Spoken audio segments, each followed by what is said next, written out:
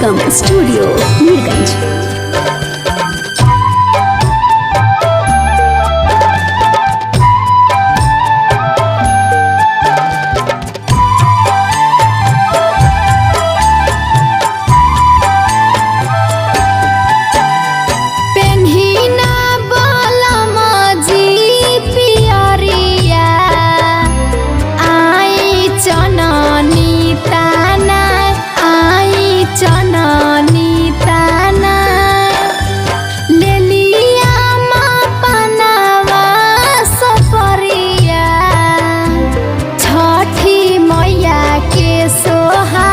छठी मैया के सोहार, छठी माई के करीले बरतिया, कोसिया आंगना भराए, कोसिया आंगना भराए, कोसिया आंगना भराए।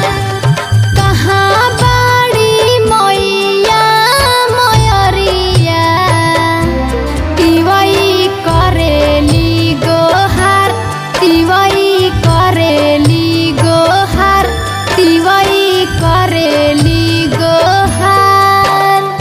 बाड़ी हो भूखलई बेचरिया, छठी मैया सुनीली पुकार, छठी मैया सुनीली